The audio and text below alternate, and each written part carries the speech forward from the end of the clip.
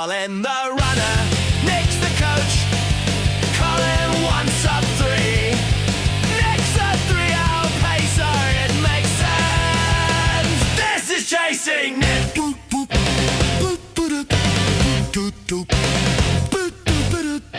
Episode 2 of Chasing Nick. And for anyone who hasn't seen episode 1, it is me trying to get 3 hours. Nick is a coach and the Belfast Marathon pacer. And Nick is my coach and Belfast Marathon pacer. And this is really following my journey of the first time ever being coached. How are you, Nick? Yeah, pretty good. Just quite tired from doing a lot of mileage myself. But we're both in the thick of a training plan at the minute. I write yours, but I also write mine. So I've only got myself to blame. Well, that's true. And I would say that you are thicker than me if we're talking about being in the thick of it. No offense whatsoever. So starting off, we'll get to how I'm getting on the training because no one really cares how I'm getting on. But when I first joined Nick's training plans, you sent me this, I can only describe as a dictionary, an encyclopedia of words and things that just blew my mind. And people can get a wee bit anxious. So one of the things was strides, and then there's thresholds, and then there's easy runs, and then there's tempo runs. And that doesn't even cover half of it, man. So explain to us briefly the key things, the main things about when a running coach says you have to do this type of run, kind of what do they mean? Yeah, I think every coach has their own way of saying things, and whenever you read a training plan or you see, maybe something online or in a magazine or a book, or do people read magazines? I don't know where that came from. Some people. No, on Instagram. Yeah, that's where these things are. You will see things, phrases like that, and obviously I use these as well because if I had to explain every single time what I meant, it would take ages. So what I gave you was what I call a glossary of, when I say strides, what does it mean? When I say threshold, what does that mean? Actually, with your threshold runs, and you had a very, very good one today, which we'll maybe come to. Yeah, I still give you the paces. I just try and explain to you, this is the system, the sort of energy systems, or the part of your legs, or, the type of running that you're working on. And here's why. It's just a little explanation as to why I've given you that session, because I could just tell you what to do in terms of pace and distance, but I just think people like a little bit of context and to get a better understanding of why they're doing what they're doing, and that there's a purpose to all of these things, really. That's it. So there are some specific instructions there. When I say strides, what do I mean? What am I expecting you to work on? But because of the bespoke nature of the way I plan things, strides to you, Colin, would mean something very different to somebody else doing strides. Some people can tolerate a lot of speed in those strides and do a lot of repetitions. Some people can't tolerate that at all. So, strides is quite a broad term, which I will use, but then I'll dial down into the detail for each individual athlete. But, someone like you, Colin, you are quite capable of doing quite a few 100-meter reps at a reasonably fast pace. We're not talking about sprinting with strides. We're just talking about certainly moving a lot more quickly and getting your leg turnover and stride length and things like that. Just increasing these things to improve your running economy and speed and power.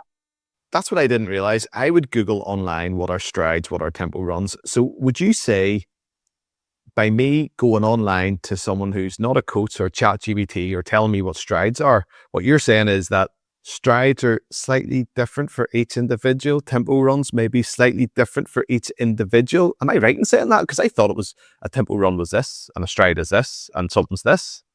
No, absolutely. It's so individual. And this is why I think having a basic structure is fine, but you have to know what those things mean to you.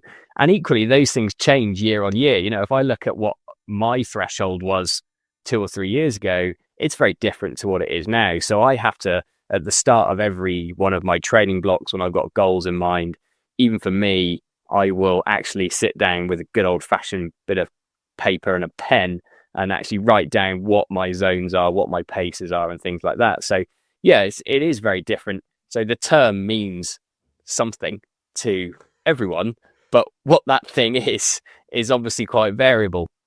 And we'll get onto my thresholds because I have a question for you. How do you work out thresholds with someone? Is it what they do? Is it like, is it heart rate? How do you work it out? Technically, when we talk about thresholds, we're generally talking about the lactate threshold. So this is the sort of zone. We'll call it a heart rate, or we can call it a pace. You can actually do it off both.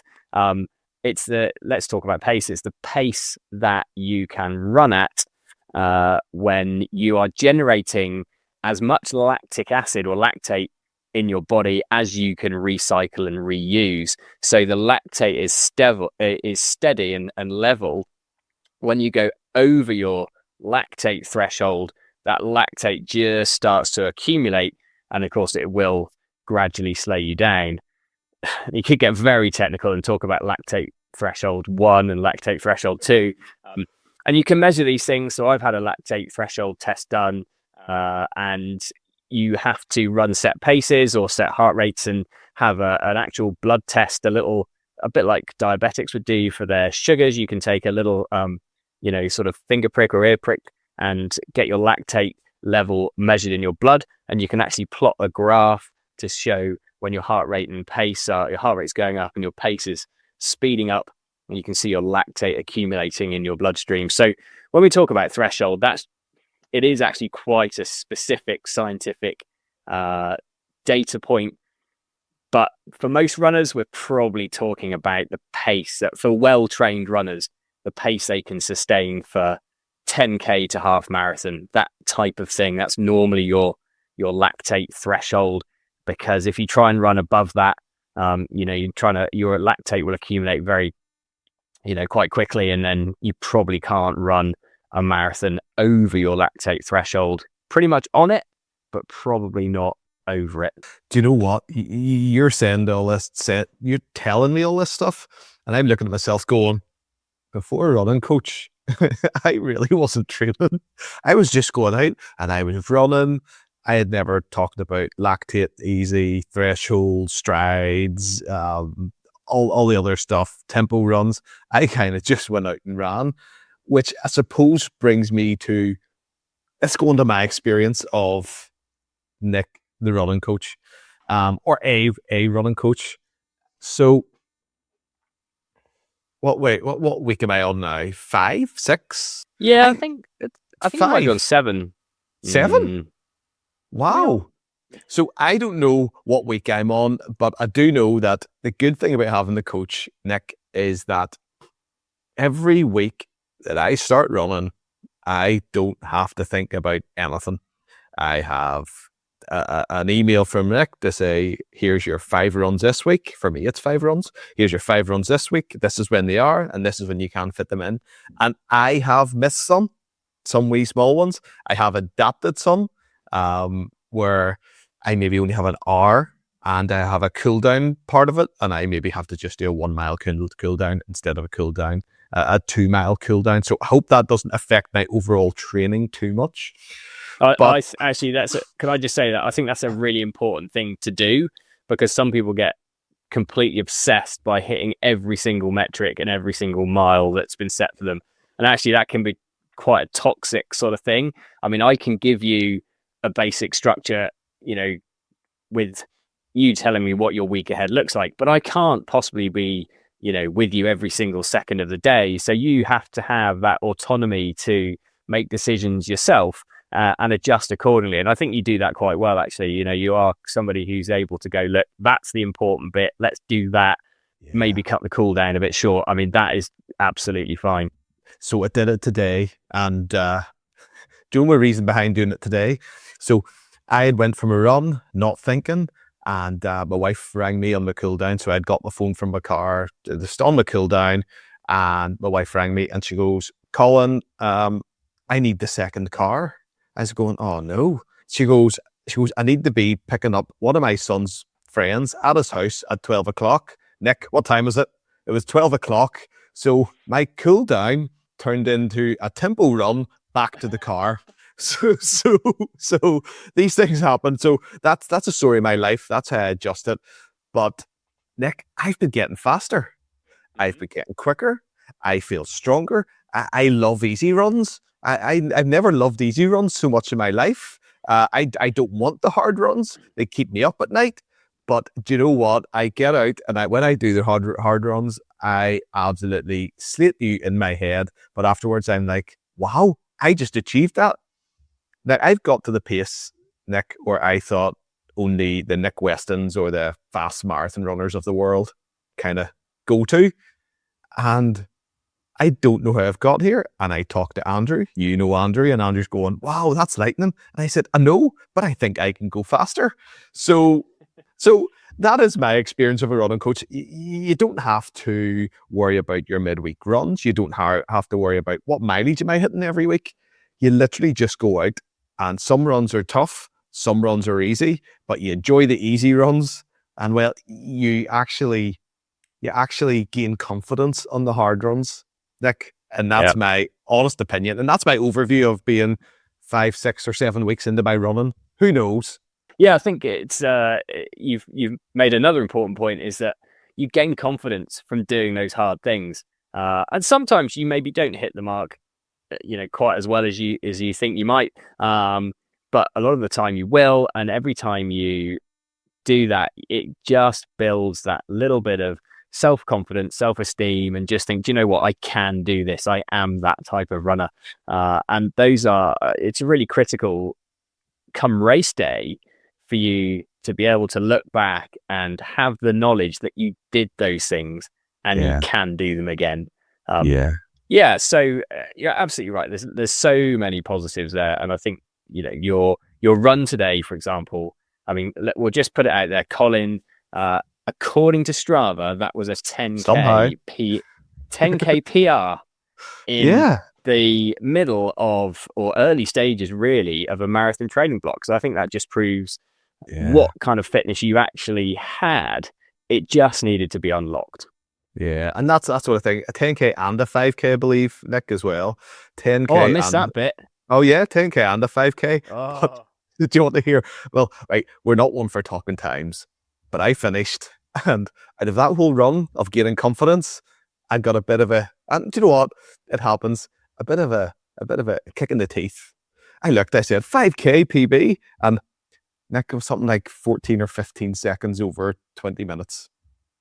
Oh, well, I always thought, I don't think I'll ever break the 20-minute mark, and then next time 15 to something, 15, maybe it could be 17 seconds, but it was seconds. I was seconds off. But I know throughout this training block, this training plan, that it will happen. When it happens, I don't know, but that's not my aim here.